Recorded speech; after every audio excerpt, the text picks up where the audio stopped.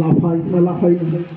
তাহলে আল্লাহ রাব্বুল আলামিনের সারাংশের ভিতরে আছেন মেন রক কেটে গিয়েছে তাও বান্দায়ে মুমিন লাফাচ্ছে। কিন্তু রসুল আরবি সাল্লাল্লাহু আলাইহি সাল্লাম বলেন আর আমি যখন তোমার জান থেকে বেরিয়ে যাও তুমি আর লাফাই না, বন্ধ হয়ে যাবে। জোরে বলুন, কথা বুঝে আসছে? আমি যখন তোমাদের জান থেকে বেরিয়ে যাব তখন তোমাদের লাফাবার সময়টুকুও থাকবে না।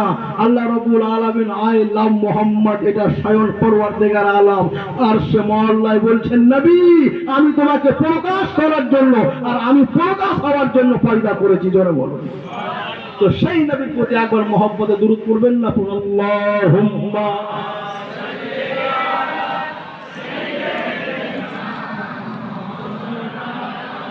মুহাম্মদ ওয়ালা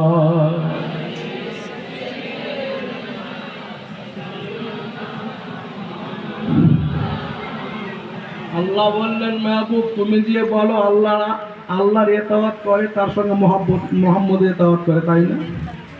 তাই তো। আল্লাহ বলেন তুমি আমাকে আই লাভ খোদা বলো আর আমি তোমাকে আই লাভ মোহাম্মদ বলবো, ঠিক কিনা ভাই?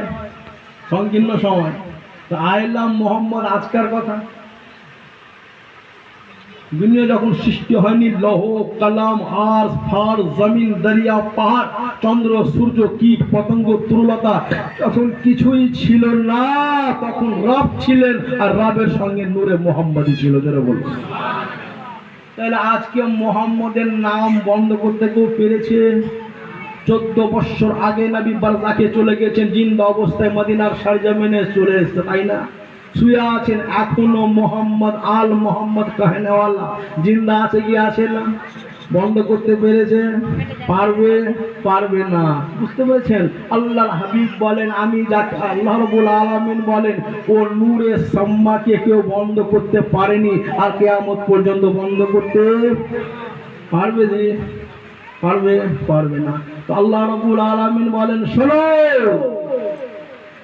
আই লাভ মুহাম্মাদের পরিচয় দিতে মক্কার সরজমিনে আবু লাহাব উতবা সাইবারা নবী মুস্তাফার সঙ্গে দুশমনি করেছিল।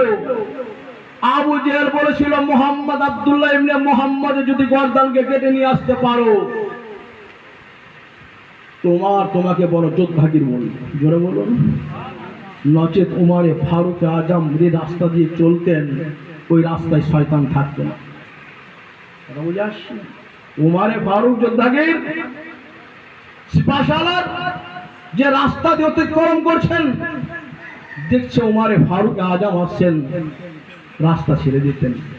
উমারে ফারুক